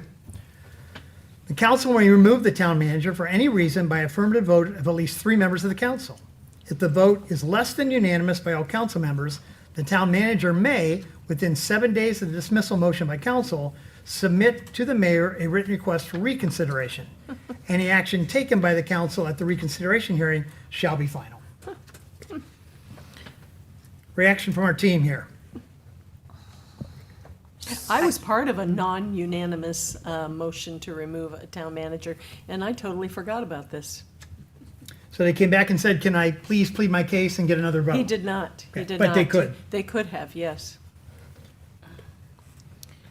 I had 3 comments. Please. First of all, where it says, motions, within 7 days of the dismissal motion by council, submit to the mayor a written request. Nancy, the mayor has no executive authority to submit. It would be council, would it not be? Yes, it would. Well, that is correct, but I need to kind of slow you guys down a little bit. First of all, I want to go back to 6.01 and just point out to you that in the procedural rules that town council has adopted, there is a process that is much more detailed Sure. on how they go about selecting the town manager and as far as the interview selection process. As far as the removal, I think you'll find in other charters, because of due process rights, the ability to make a statement as far as dismissal. I mean, if there's an accusation that they have done something unlawful or inappropriate, as the basis for the dismissal, I think that they are going to be entitled to some type of hearing or opportunity. And I believe that that reconsideration is probably geared towards that. Yeah, but what Michelle is saying is that it says that this should be submitted to the mayor. mayor. A mayor, and Well, the mayor is the ceremonial head of the town. Oftentimes, when we're served with a lawsuit, it would be It's written directed to to the the mayor. mayor. that's true.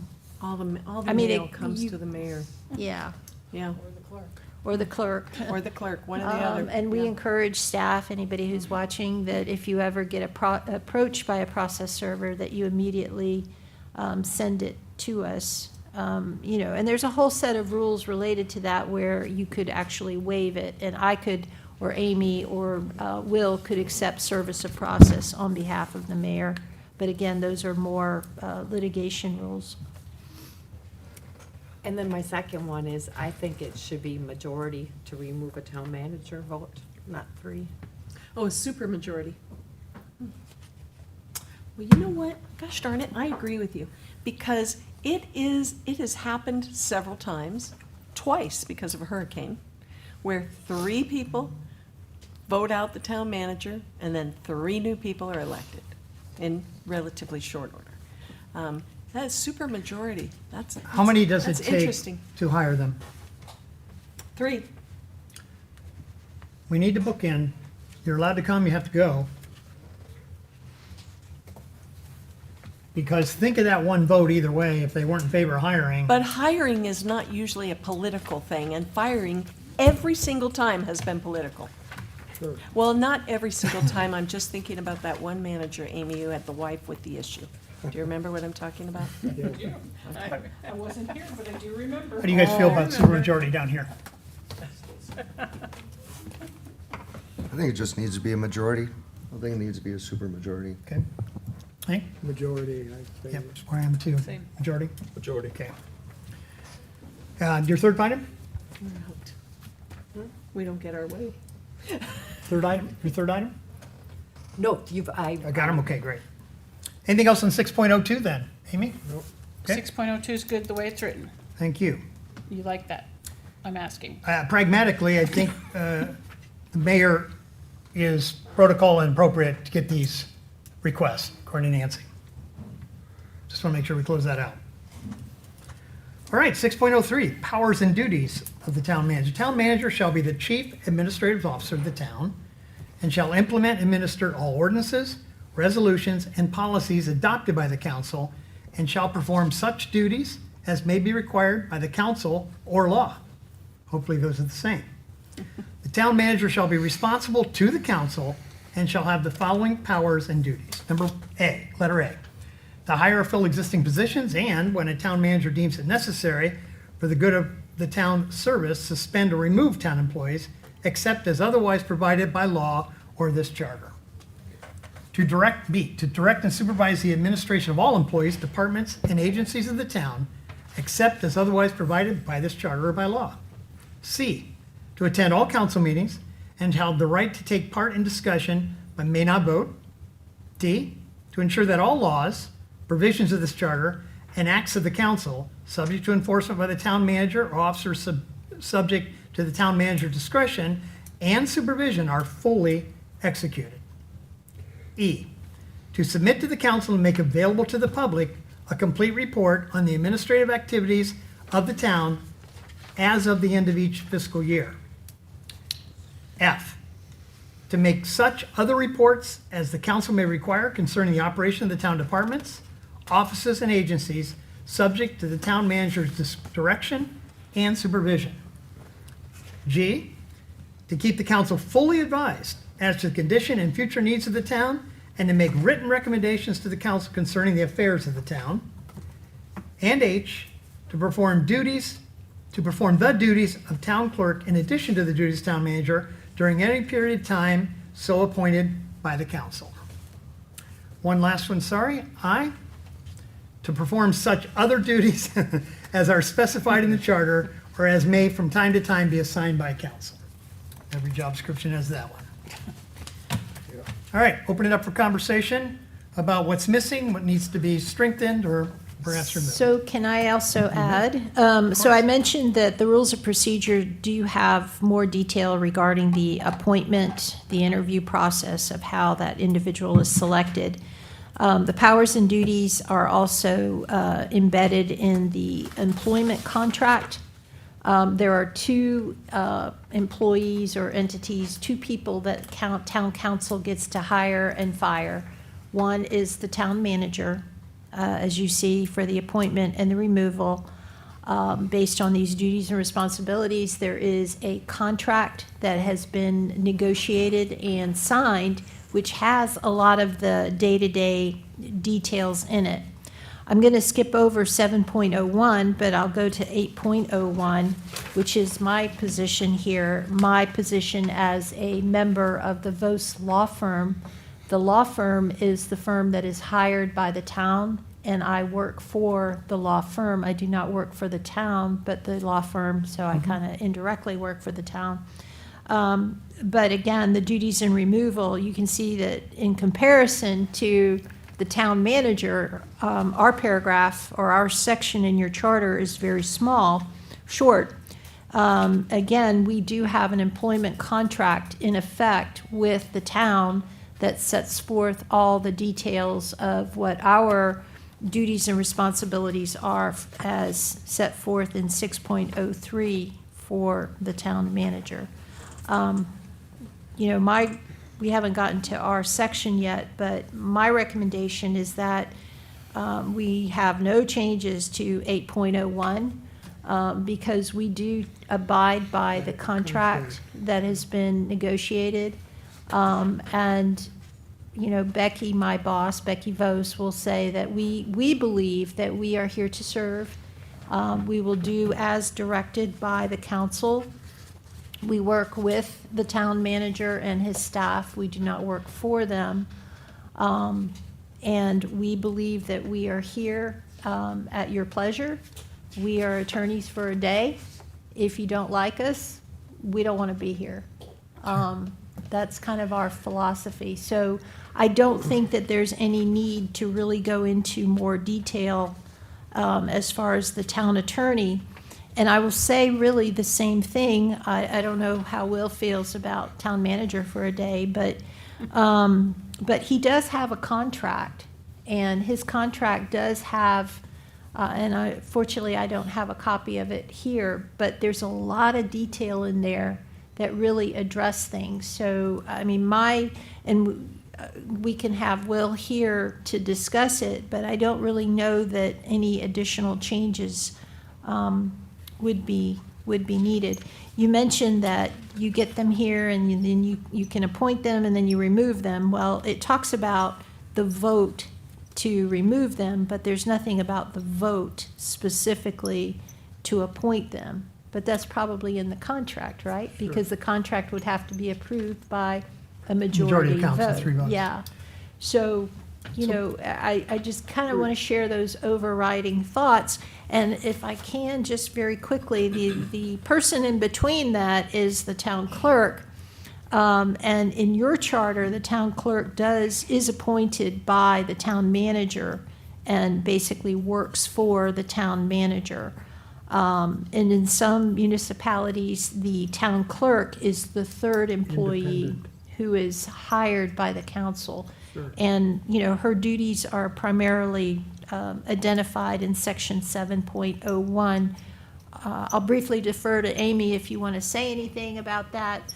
If not, I kind of see these three kind of going together. So let's hold on that then and go back 6.03 and let me run a couple parallels. So there's a contract that both organizations have. So contracts, we can still terminate the employment and pay out the contract, I assume, which is the normal way it would work. So that's always the discretion of the council. So we haven't removed that. I've not seen the contract, not seen if any of you have. Is it your at least suggestion that we look at that to be reinforced or comforted, that what here is aligned with that? Certainly, we're trying to find discrepancies and disagreements. on what the charter is saying is happening and what may be negotiated outside the charter? So I don't have our contract in my Yeah, more hand as about well. town manager But right now. I get that. But in other cities, and other municipalities, just as the powers and duties of the town manager are set forth here in much more detail than they are for the town attorney, some other charters that I have looked at also have the town attorney's duties and responsibilities set forth in a little bit more detail. Okay. However, the contract says that your scope of employment is to fulfill the duties and responsibilities as included in the charter. So I believe that his contract will probably have the exact same things that we have in the charter. Excellent. You know, I think ours probably will have the same, but you don't really have that much for us. You know, but in other cities that we do represent, we fulfill all the duties and responsibilities in the charter. All right, reaction from the team. That was a good preamble there. Go ahead, Hank. It strikes me that what Nancy is saying is consistent with normal operations of the beach. That is that if you have a contractual obligation, it is assumed that the responsibilities that are outlined in the charter are fulfilled in that contract, and that we shouldn't mess with it. And the contract may include additional Yeah. situations or responsibilities that are contemporaneous with whatever's Yeah. going on at the time. So I think, You like it is? yeah. Beverly? My only thought, and I don't really have much more other than the thought is, and it's only for previous, having experienced a number of different town managers, is the concept of transparency. There was a lot of distrust, I think, of certain town managers, and that had a lot to do with transparency and I don't know if it's transparency as much as a reminder that the services to the town and residents of Fort Myers Beach, that sort of thing. And I don't know, that's all. It's just a thought. I don't have a specific Okay. comment. I just want to plant that seed. Brian? Does, on the town manager's contract, and not for today, but just for clarification, does it specifically state in there on their ability to remove, suspend people? And if that's the case, do we follow that in practice? Because from an HR standpoint, Yeah. that's not typically how things work. I So- don't know right offhand, and I don't want to just shoot from the hip, but I'm sure there's a clause in there about notice. You know, if he chooses to resign, that he'll give us X number of days or months' notice so that it doesn't leave the town in limbo. And I think ours probably has the same thing in there. That's a great catch. But, you know, the one thing, and I'm going to emphasize this a couple times, is that doing it this way, you have a lot of flexibility. Contracts are not ordinances, so you don't even need two readings, right? You can just bring that to a council meeting and you can make the change and it can be implemented immediately. Putting it in your charter, if things happen and you don't like it anymore, you're kind of stuck with it. Not amendable. So you're yeah. giving away a lot of flexibility by making a lot of changes in Or it. Being too specific. Yeah, exactly right. and I hate to say it again, but honestly, some of these other provisions that we've talked about, it would be my recommendation that you consider other ways to achieve what you want to accomplish rather than changing your charter, because again, we're going through a referendum. And you can do a referendum, you don't have to wait 10 years for a charter review committee.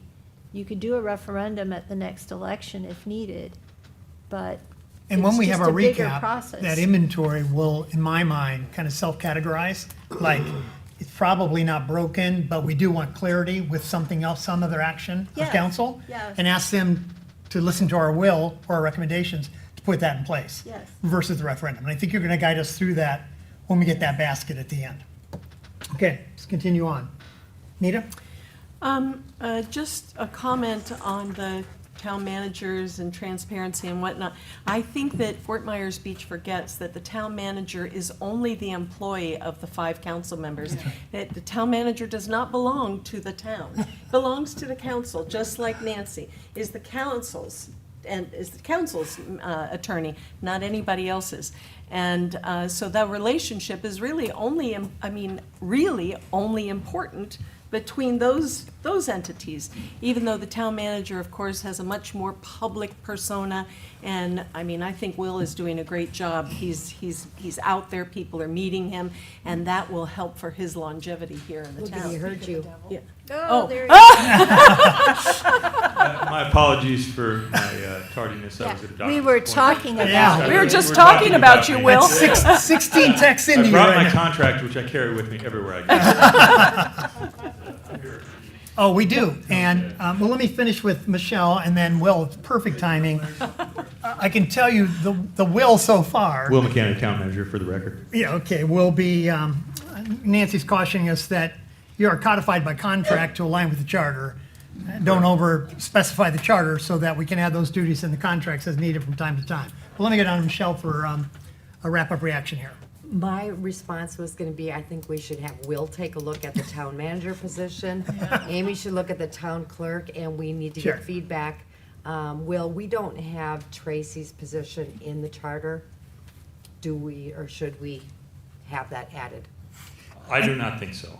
I think she's, although vital, I believe, to the position. I know in the past, as Ms. Saracita said, they have had deputies, and then there's times when they haven't. I felt it was necessary. I think I see her as an elevated role to the other town staff, but under my direct supervision. So I then don't I think it would needs just to be say- added to the charter Yeah. specifically. Then I would just get I looked Will's feedback on this page. Of course. Yep. Will, I one have- one yeah. clarifying on that answer, if I may. Yes, sir. Is it the expectation, belief, or normal practice that if something happened to you, she's in your role? And if that's the case, shouldn't we codify that natural elevation in our charter so that it's an expectation of the hire and the performance and all that? And there isn't a, well, Will picked her, we wouldn't have, and all that stuff? I think that's a very good question, Jim. And what I would say is, I think it could be codified in the charter, and maybe a degree of there is a, as a temporary, Yeah. until a new town manager is selected. Continuity, good Maybe to practices. codify that in the charter, as Okay. opposed to just. That's what I wanted to Or know. could it be in But a policy and procedure manual that you have for the it's staff? it's in her duties and responsibilities of Okay, that well, there you position go. already, so that may be enough, which I don't have with me right now, but of course I will provide. I already sent Jim, I sent you my contract, so you have that, you can share it with the. Great. Or I can get it to Amy, she can share it with everybody, so we do it appropriately, sorry. But, Yeah, right. And I'll do the same Thank thing with, you. I'll do the same thing with Tracy's Mr. Sunshine. job description, with the deputy town manager's job That'd be description. I think it's definitely something that I would recommend the committee look at as a potential inclusion. Is this working for you as you thought about Fort Myers Beach, said I might like to work there, but I gotta find out what those people are gonna expect of me? Did this define it to a degree that gave you enough enticement to apply, obviously, and not so much specificity, you couldn't shape it in your own capabilities in the moment in time? That's pretty much how I would summarize Excellent. my thoughts on it. Yeah, it's broad enough. I felt I'd have the flexibility and the authority to do the job in a way that I saw fit, but it's also clear enough in, that as far as direction comes from the council, and, other than that, I think it had everything I needed. It's clear to you who It's you not work too much. for. Clear. Okay. It's very clear. Yep. So let me bookend Michelle's comments here, because I think as these topics come up for our next meeting, having some feedback from you, I think Nancy, you did a great job with the attorney one. Amy, it'd be good to get some contemporaneous feedback from you about how the job has evolved or what you'd like to see either dealt with or left alone. And I think that feedback matters to the way we discuss it. So next time, forward that to us, we'd love to have it. Anything else from Will from the team? Did you get all the compliments we talked about earlier? So make sure you heard all those, or we No, I nailed. missed all that. You're doing a good job. They're on the record. I'm very proud of Thank you, you. Will. I will have, I'll consolidate some notes and stuff like that. just Excellent. On my thoughts on the position so far for all of you, have Amy distribute it, as well as the other materials that might be helpful, so. Thank you Anything for else what in you're your doing. mind about our No, work? I appreciate everybody's time and volunteering for this very important matter. I'm looking forward to the results. Thank you, sir. Thank you. All right, so according to my agenda, we have done a bang-up job today getting these two things taken care of. Thank you for sticking it out. I loved the conversation and the chemistry with the group, and I think we're fleshing out and stopping at the places where it's hard, not obvious, or has real consequences, that we need to make sure and consider all the points of view. And again, remind everybody, public otherwise, we are a recommending body, just like the LPA, so in the end, this will go to the people that have to make the laws for us. Our next meeting date, Tuesday, February 3rd. Can I 2 ask a o'clock, and we'll put question? it back to Nancy to wrap up. Yeah, well, no, you can wrap up, but Okay. I just want to have some clarification here. So we talked about the town manager, we talked about the town attorney, but we kind of skipped over the town clerk. Because we haven't gotten to that Because it's not on our section. agenda. It's coming up the next agenda, Oh, and she's okay. going to give us some feedback, so we can take that in consideration before we talk about it. All right, because Being prepared, we thought would be good. You have feedback? I have no feedback. It's pretty I like to stay behind the straightforward scenes. as far as what her duties and powers are. So I'm not sure how much discussion is really needed. We'll find out when we get there. Okay. I got 4 o'clock. I'd entertain a motion to adjourn. Move. Second? Second. Aye. Thanks. Thank you very much. Thank you, appreciate it.